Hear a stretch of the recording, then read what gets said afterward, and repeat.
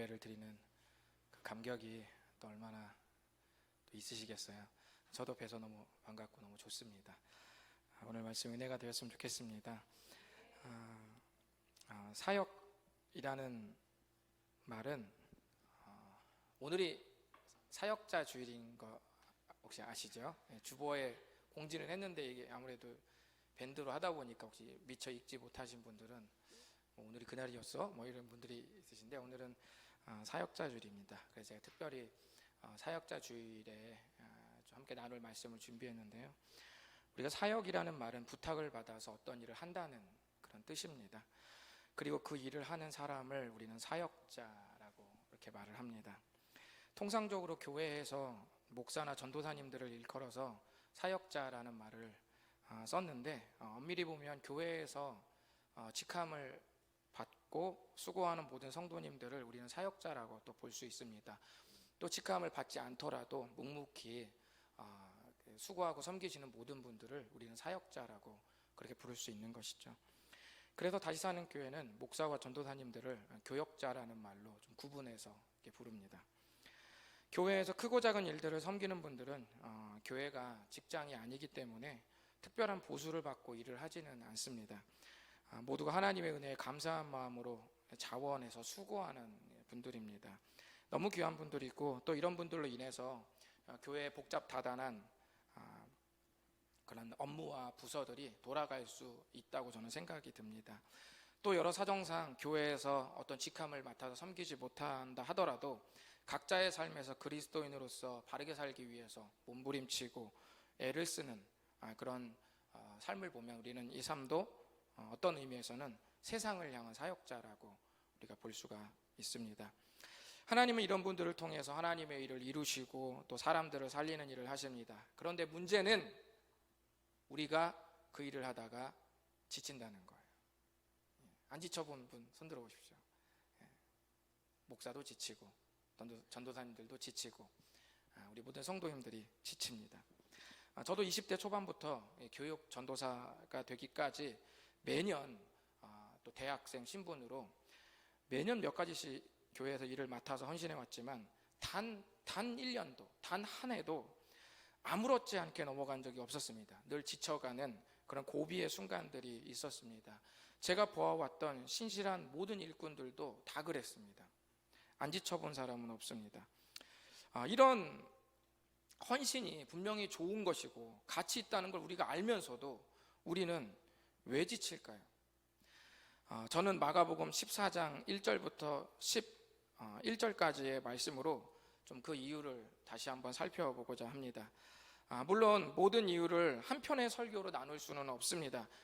그럼에도 불구하고 오늘 이 마가복음 14장 1절부터 12절까지의 말씀은 우리가 사역을 하다가 지치는 중요한 이유 몇 가지를 말씀해주고 있습니다. 우리는 왜 지칠까요? 먼저 오늘 성경 말씀 속에 무슨 일이 일어났는지만 좀 살펴보시고 우리가 왜 지치는지 좀 나눠볼 수 있도록 하겠습니다.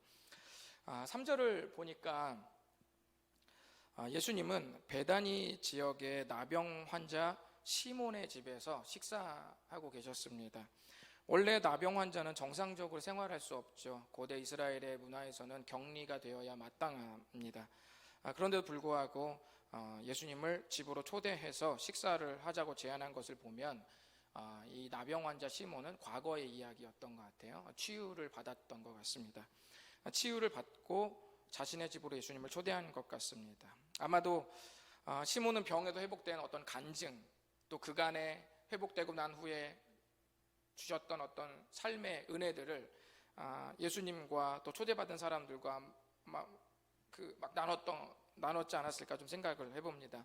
여기저기 막 웃는 소리가 들립니다. 분위기는 훈훈하고 화기애애합니다. 한참 식사를 하고 있는데 한 여인이 갑자기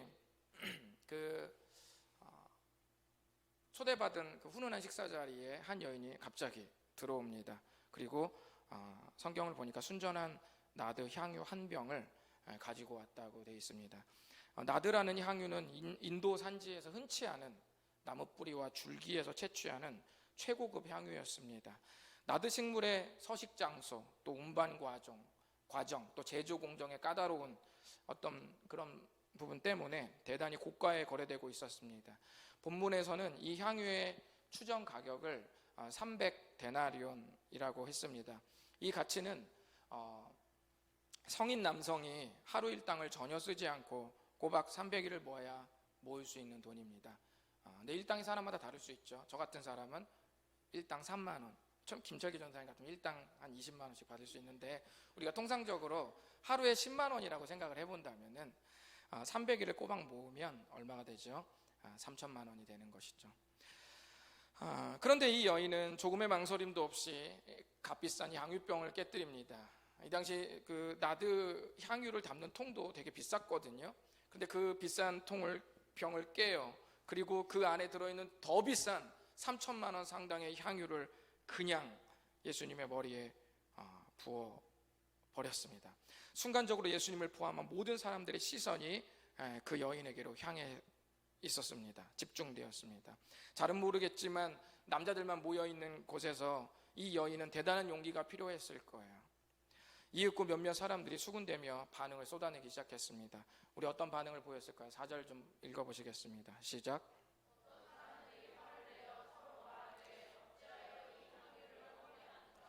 어찌하여 이 향유를 허비하는가? 사람들은 이 여인이 비싼 향유를 낭비했다고 말했습니다. 오늘날도 수많은 불특정 다수가 은밀하게 그리스도인으로서 여러분의 삶을 아마 평가하고 있을 겁니다. 여러분의 삶을 보고 잘했다, 잘못했다, 적절치 못했다, 낭비했다 등등 그렇게 평가할 것입니다. 이 시대도 다르지 않았던 것 같아요. 그러나 중요한 것은 예수님은 이 여인의 행동을 조금 다르게 봤다는 겁니다. 예수님의 평가를 좀 읽어보겠습니다. 시작. 이르시되 가만두라, 너희가 어찌하여 그를 괴롭게 하느냐, 그가 내게 좋은 일을 하였느니라. 아멘.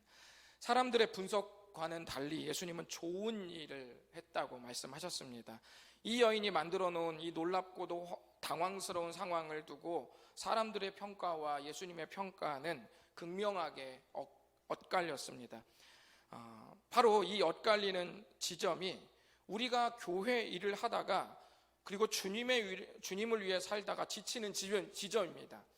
사람들의 시선, 또 나의 시선과 예수님의 시선이 엇갈리는 이 지점이 바로 우리가 지치는 지점이라는 사실이에요. 예수님의 시선과 우리의 시선이 예를 들어 살면서 단 한 번도 엇갈리지 않는다. 주님이 보는 그 삶의 관점으로 나도 늘 내 삶을 바라본다 라고 했을 때는 우리는 단 한 번도 지치지 않았을 겁니다. 그러나 세상은 불의하고 우리는 완전하지 않기 때문에 주여 우린 연약합니다. 완전하지 않기에 현실에서 이런 일은 일어나지 않아요. 단 한 번도 우리가 지치지 않는 일, 단 한 번도 실수하지 않고 단 한 번도 낙심하지 않는 일은 현실에선 일어나지 않습니다. 거룩이라는 것은 한 번도 안 넘어지는 것이 아니라 아무리 넘어져도 포기하지 않고 다시 일어나는 다짐 속에서 빛을 발하는 겁니다. 본문에서 사람들은 왜 예수님과 시선이 엇갈렸을까요? 똑같은 것을 봤는데 왜 다른 시선으로 보았을까요? 이것을 구체적으로 밝히는 것이 우리가 지쳐가는 이유를 밝히는 시간이 될 것입니다. 그들은 왜 예수님의 시선과 엇갈렸을까요? 첫 번째는 1인칭이 아니라 3인칭이었다라는 것입니다. 좀 설명을 드리자면 담낭 제거 수술을 받아본 사람이 담낭 제거 수술을 받는 사람을 만나면 그의 아픔, 3인칭, 그의 아픔은 금방 나의 아픔으로 내가 느껴질 수가 있는 겁니다. 같은 경험이 공유되면서 생겨나는 공감 능력 때문에 3인칭의 그의 아픔이 순식간에 1인칭인 나의 아픔으로 느껴지게 되는 것이죠. 또 같은 경험을 하지 않더라도, 공유할 경험이 없다 할지라도 그의 깊은 심중을 섬세하게 헤아린다면 점점 그 사람만의 아픔이 나에게로까지 오는 것을 우리는 경험을 할 수가 있습니다. 1인칭은 나, 3인칭은 그라고 말합니다. 본문 속에서 여인의 행동을 과격하게 허비라고 평가한 이 사람들을 잘 보면 이 여인의 마음은 안중에도 없습니다. 우리 한번 4절을 다시 한번 보시면 어떤 사람들이 화를 내어 서로 말하되 어찌하여 이 향유를 허비하는가. 이 4절 잘 보시면 그들은 자기들끼리 말하면서, 자기들끼리 공유하면서 이 여인의 행동을 평가하고 있습니다. 이 마가복음 14장의 이 4절은 한 공간에, 한 집안에 크게 벌어져 있는, 크게 격리되어 있는 두 그룹을 우리 하나님은 집중하고 계십니다. 한 그룹은 자기들끼리만 평가하고 분석하고 있는 그 사람들이고, 또 한 그룹은 예수님과 예수님의 머리에 향유를 부었던 그 여인, 이 두 그룹을 같은 공간에 전혀 다른 온도차를 보이고 있는 두 그룹을 마가복음은 집중하고 있습니다. 같은 경험이 아니라도 여인에게 무슨 의미로 그랬는지 물어봤다면, 여인이여 왜 그런 일을 지금 하는 겁니까? 라고 물어봤다면, 또는 예수님께 주여 이 여인이 지금 갑작스럽게 당황스러운 일을 벌였던 이 여인의 행동의 의미는 무엇입니까? 라고 물어봤다면 아마 화를 내면서까지 자기 안에 잘못된 평가에 아마 갇혀있지는 않았을 겁니다. 우리가 헌신을 하다가 지칠 때 보면 한 공간에 나와 내가 믿고 있는 주님이 크게 벌어져 있을 때가 있습니다. 성경 말씀이 나와 멀어져 있어서 어느덧 성경의 말씀을 읽을 때 그것이 내 말씀으로 읽혀지는 것이 아니라 남의 다리 긁는 소리처럼, 전혀 나와는 관계없는 글귀처럼 읽혀질 때가 있죠. 이미 멀어져 버린 겁니다. 거리차가 있는 것이죠. 기도를 해도 그저 벽에다 독백하는 것처럼 그냥 울리는 아무 의미 없는 소리처럼 느껴질 때가 있습니다. 내가 조용히 기도하는 이 시간을 투자할 바에야 차라리 내가 밖에 나가서 운동이라도 하지, 내가 밖에 나가서 야근이라도 하지, 내가 친구라도 만나서 회포라도 풀지, 그게 지금 내가 혼자서 이렇게 웅얼거리는 것보다 나는 훨씬 낫지 않겠나, 이런 생각이 들 때가 있습니다.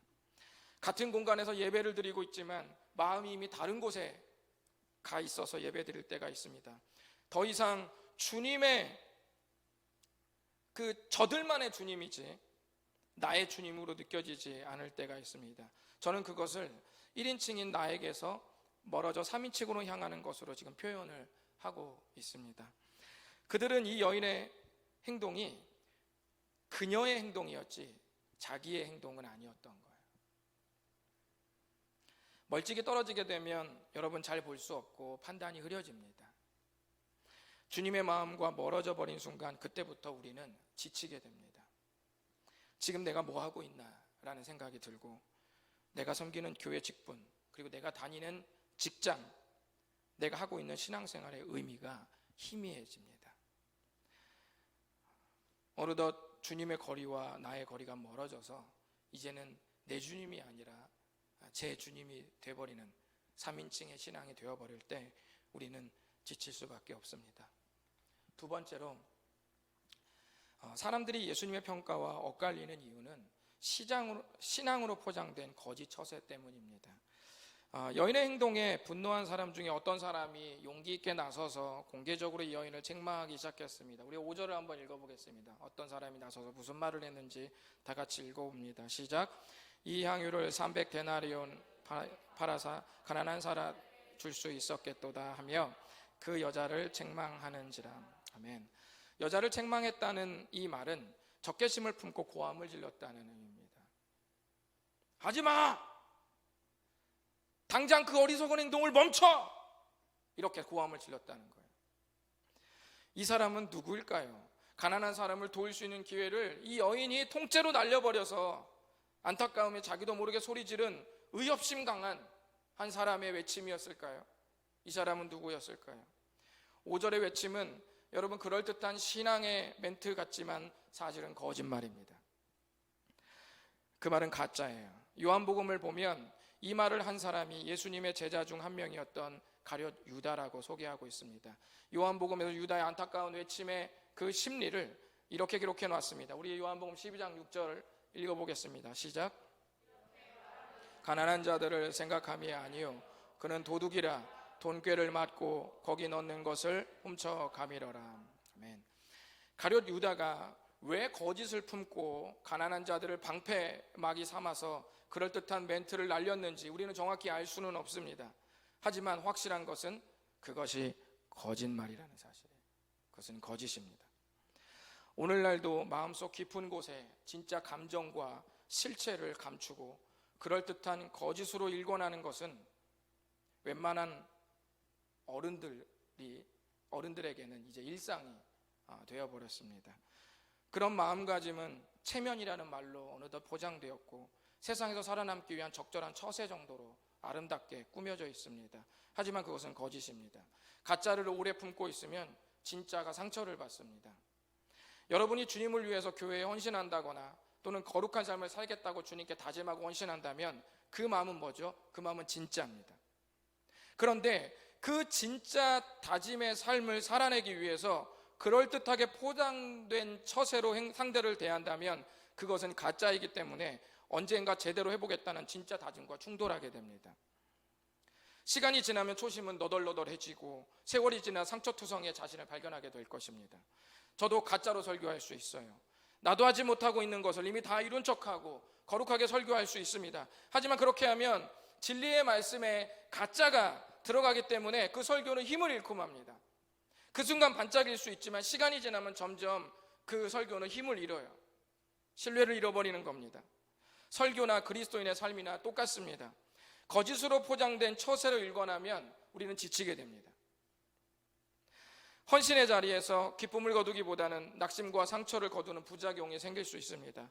상처받지 않기 위해, 손해보지 않기 위해, 그리고 체면을 구기지 않기 위해, 내 약점이 발각되지 않기 위해 적절한 거짓말로 상대와 관계하는 것은 어떤 면에서는 이해는 되지만 좀 더 이 설교 시간을 우리가 여러분 이 설교 시간을 이용해서 여러분이 좀 더 앞으로 좀 나아가는 시간을 가질 것을 좀 제안해 봅니다.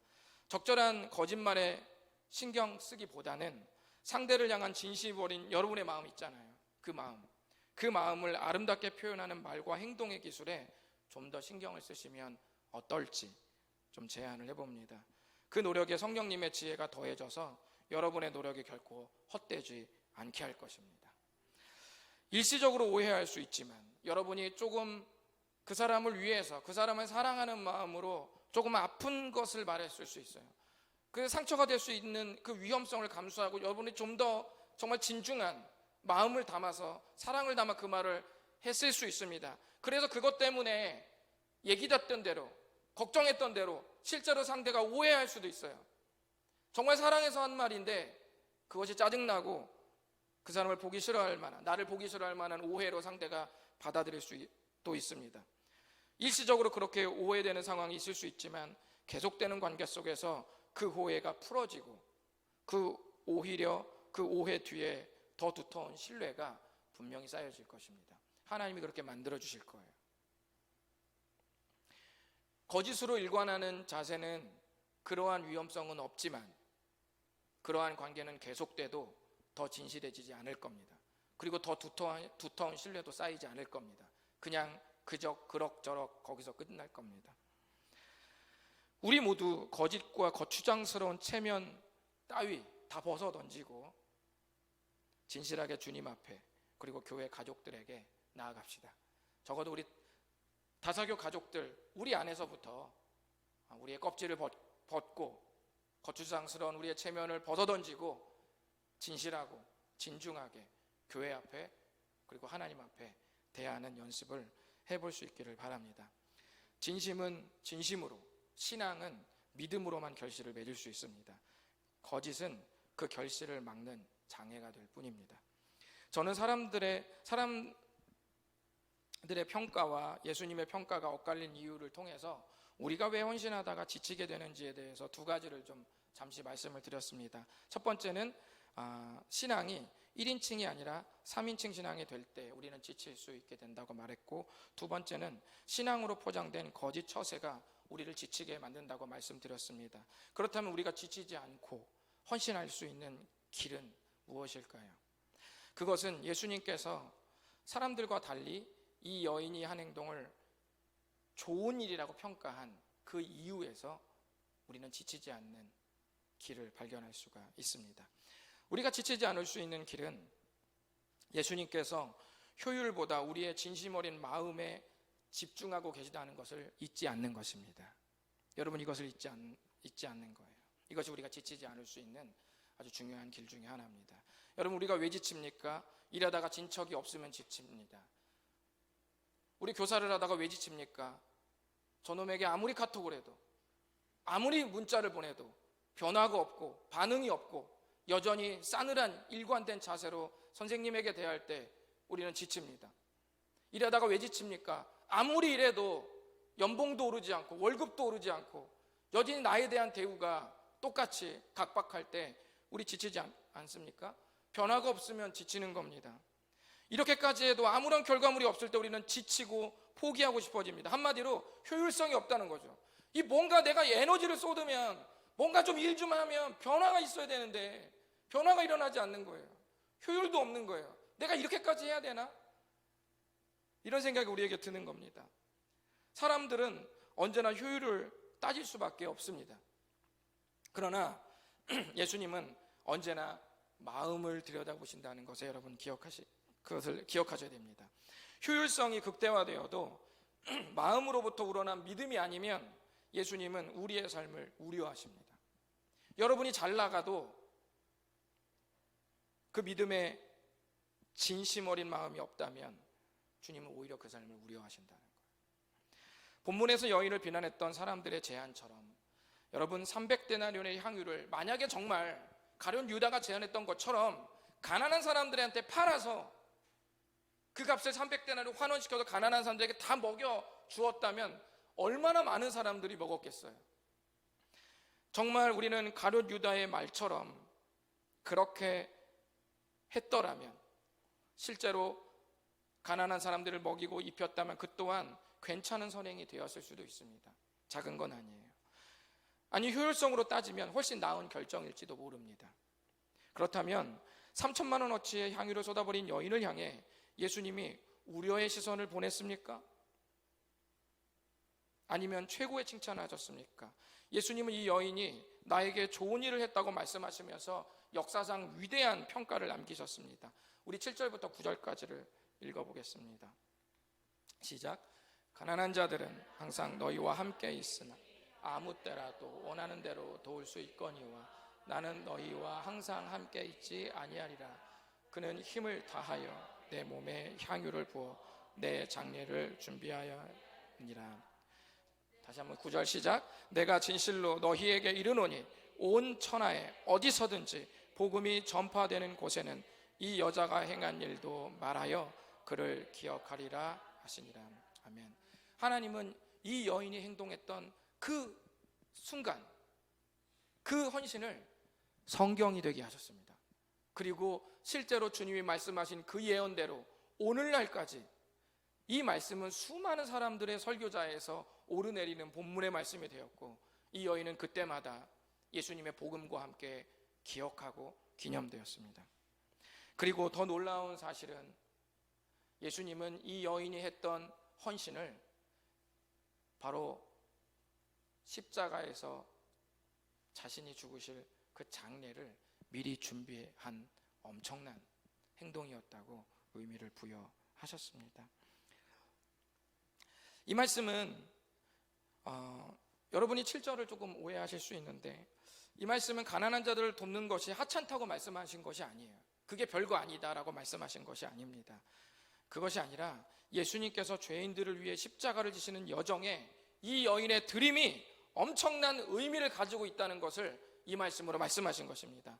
고대 이스라엘에서는 종종 왕이 될 사람들이 사석에서 기름 부음을 받는 일들이 있었어요. 그것을 통해서 그가 왕의 절차를 밟는 첫 시작의 스타트를 끊곤 했습니다. 또 정식 왕이 될 사람도 그런 일이 있었지만, 때때로 왕이 있는 듯 불구하고 별도의 사람이 사석에서 기름 부음을 받으면서 반역을 일으킬 사람으로 대두되기도 했어요. 그러니까 사석에서 기름을 붓는다는 것은 그를 왕으로 옹립한다는 의미예요. 이 여인이 그 의미를 알고 했는지 아니면 모르고 했는데 예수님이 그 의미를 부여했는지는 정확히 알 수 없지만, 확실한 것은 여인은 예수님을 사랑했고, 사랑해서 하는 행동이 결국 이런 위대한 의미를 남기게 되었다는 것은 확실하다는 겁니다. 하나님 앞에 미숙한 헌신, 부족한 헌신, 어리석은 헌신이라는 말은 없습니다. 최선을 다해서 헌신했는데 결과물이 좋지 않게 나왔다면 그게 하나님 앞에 어리석은 헌신입니까? 부족한 헌신입니까? 아니요. 성경 어디를 찾아봐도 최선을 다했고 주 앞에 진심 어린 신앙을 다 쏟아부었는데 결과물이 좋지 않다고 해서 우리 주님이 그 헌신을 문제 삼은 구절이 단 한 구절도 없습니다. 오히려 마음의 사심이 가득해서 좋은 결과가 나온 그 사람을 주님은 더 문제 삼으셨습니다. 이 여인에게 부여한 예수님의 아름다운 평가의 기준이 여러분의 헌신의 삶에도 그대로 적용된다는 사실을 여러분 결코 잊지 마시기를 바랍니다. 이 사실에 대한 반복된 묵상이 우리를 지치지 않는 길로 인도할 것입니다. 효율이 아니라 주님은 나의 최선을 다한 정성을 보신다. 내 위치에서, 내가 처한 환경에서 내가 할 수 있는 일을 최선을 다해서 진중한 마음을 가지고 믿음을 가지고 주 앞에 나아가는 그 행동을 주님은 가장 가치 있게 보시고 그 헌신에 주님은 점수를 매기지 않는다는 사실입니다. 언제나 그 헌신은 주님 앞에 최상급이라는 사실을 여러분 기억하시기를 바랍니다. 제가 오늘 본문을 1절부터 11절까지 잡았는데 여러분에게 오늘 드린 설교 말씀은 3절에서 9절까지만 나누었거든요. 왜 그랬는지 좀 이유를 설명해 드리겠습니다. 마가복음 14장의 이 첫 시작은 시기가 언제냐면 예수님께서 십자가에 죽으시기 이틀 전의 일들을 기록해 놓은 겁니다. 그러니까 예수님께서 언제 못 박히셨냐면 금요일에 못 박히셨어요. 그러니까 마가복음 14장의 1절부터 11절은 이틀 전이니까 언제죠? 수요일이 되는 거죠. 수요일날 마가복음 14장의 일들이 기록되고 있고 그리고 예수님은 이틀 뒤인 목요일 금요일에 십자가에 못 박혀 죽으시게 됩니다. 종교 지도자들은 예수님을 죽이기 위해 지금 혈안이 되어 있어요. 그리고 적절한 명분을 찾아 죽일 계획을 고민하고 있습니다. 그것이 1절, 2절의 내용이에요. 그리고 나서 이 여인의 이야기가 기록이 되어 있습니다. 그런데 제가 여러분 3절부터 9절까지를 삭제하고 3절부터 9절까지를 껑충 뛰어넘고 1절, 2절, 10절, 11절을 연결해서 한번 읽어보도록 하겠습니다. 맥락에 흐름의 변화가 있는지 없는지 한번 읽어보겠습니다. 어색한지 안 어색한지 여러분 읽어보시죠. 시작. 내가 진실로 너희에게 죄송합니다. 이적이네. 시작. 이틀이 지나면 유월절과 무교절이라 대제사장들과 서기관들이 예수를 흉계로 잡아 죽일 방도를 구하며 이르되 밀란이 날까 하노니 명절에는 하지 말자 하더라. 12 중에 하나인 가롯 유다가 예수를 넘겨주려고 대제사장들에게 가매 그들이 듣고 기뻐하여 돈을 주기로 약속하니 유다가 예수를 어떻게 넘겨줄까 하고 그 기회를 찾더라. 아멘. 어떻습니까? 흐름이 어때요? 기가 막히게 자연스럽죠? 자, 대제사장들과 종교 지도자들이 예수라는 사람을 극도로 증오하고 그를 죽일 계획을 고민하고 있었는데 마침 누가 나타나요? 가룟 유다가 갑자기 나타나서 예수님을 배신하게 되는 거예요. 그러니까 그 종교 지도자들이 안 그래도 고민하고 있었는데 너무 기뻐하면서 돈을 주기로 약속하고 이렇게 그 기회를 찾게 되는 이야기가 1절, 2절, 10절, 11절입니다. 사실 마가복음의 진행은 1절, 2절, 10절, 11절이에요. 자, 그런데 기가 막히게 잘 흐름이 맞는 이 이야기 속에 이 사이에 3절에서 9절까지의 여인의 이야기를 우리 하나님은 굳이 그 헌신의 이야기를 넣었습니다. 어색하게 넣었어요. 한눈에 보기 좋도록 보여드리면 이렇습니다. 1절과 2절은 예수님을 살해할 계획을 모의하는 종교 지도자, 그리고 3절부터 9절까지는 무명의 한 여인의 드린 헌신, 그리고 10절에서 11절은 가룟 유다의 배신. 이렇게 우리 주님은 일부러 성경 말씀이 되게 하실 때 일부러 배치를 이렇게 하셨습니다. 사회 살해 계획을 모의하는 종교자들과 가룟 유다의 배신 사이에 무명의 한 여인이 써내려간 헌신의 이야기가 기록돼서 극적인 대조를 더 보여주는 거예요. 왜 하나님은 십자가의 여정에 드리워진 살인과 배신의 그림자 사이에 밝게 빛나는 이 헌신의 이야기를 왜 남겨두었을까요? 그것은 세상이 더 악해지고 예수님을 오해하고 거부하는 물결이 몰아치게 되는 그 시대가 될 때 세상은 예수님의 배신의 이야기로 가득 찰 수밖에 없게 되는 거예요.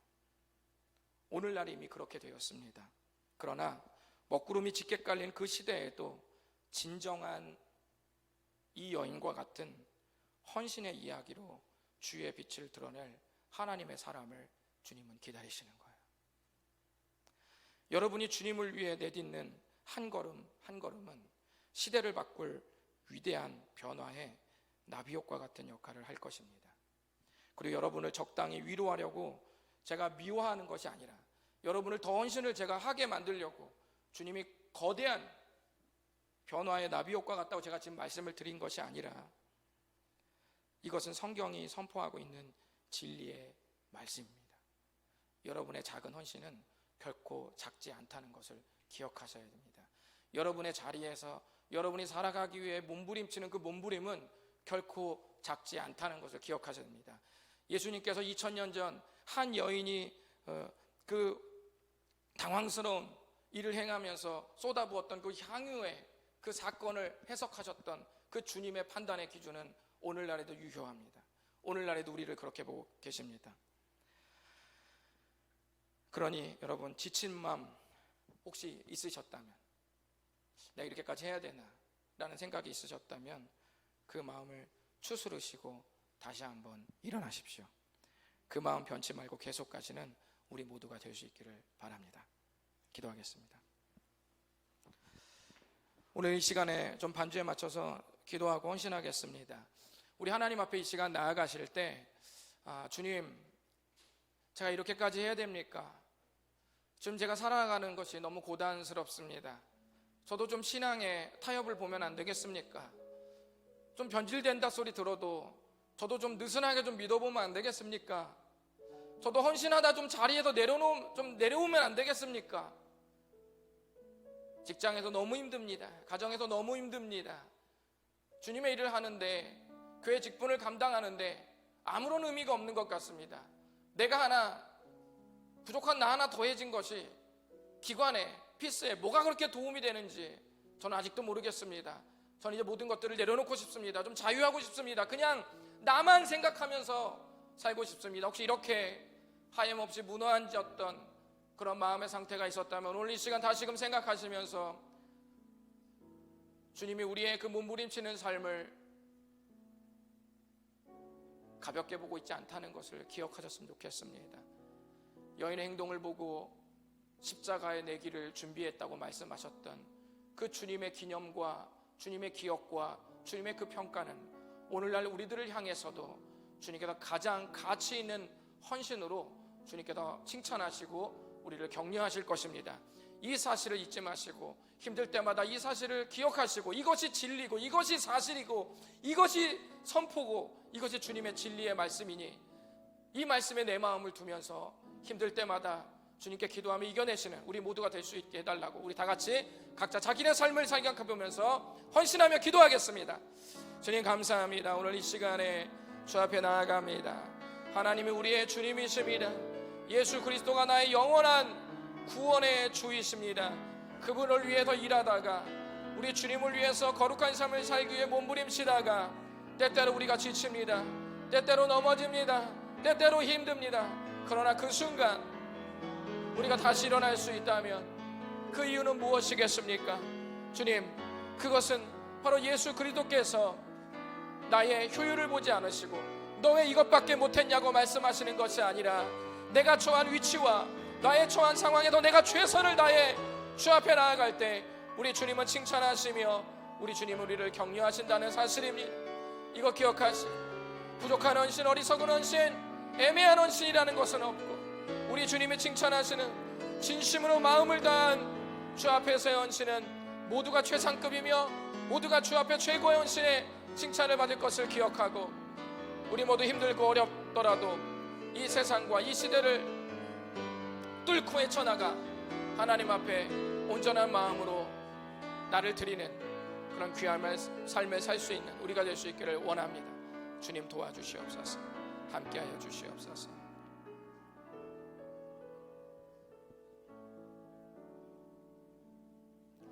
제가 기도하고 모든 예배를 마치겠습니다. 하나님 아버지, 우리는 연약합니다. 우리는 실수합니다. 우리는 넘어집니다. 그러나 우리 주님이 우리에게 말씀하시는 거룩함은 한 번도 넘어지지 않고 한 번도 실수하지 않는 것이 아니라 실수하고 넘어져도 다시 일어나서 주 앞에 나의 삶을 드리는 제 다짐과 제 시도, 이 모든 것이 우리 주님은 거룩한 삶이라고 말씀하시는 줄 믿습니다. 실수하고 넘어질 때 때때로 내가 내 자신을 보면서 하염없이 무너질 때도 있겠지만 그때마다 우리 주님이 나를 평가하시는 기준을 기억하게 도와주시옵소서. 왜 이것밖에 못했냐고 말씀하시는 주님이 아니라, 결과가 아니라 최선을 다해 그 과정을 주 앞에 몸부림치며 거룩하게 살기 위해 애썼던 그 과정을 보며 우리 주님은 최고의 헌신이라고 말씀해 주시는 주님의 평가를 잊지 않게 하여 주시옵소서. 주님은 우리를 언제나 칭찬해 주실 줄 믿습니다. 때때로 지팡이와 막대기로 우리를 인도하실 때도 있지만 그 모든 것들은 우리를 사랑하는 주님의 그 삶, 행동임을 기억하게 도와주시고, 주님 어떠한 순간에도 낙심하지 아니하고 주님 그 마음을 보시는 우리 주님을 위해 다시 일어나서 달려나가는 우리 모두가 되게 하옵소서.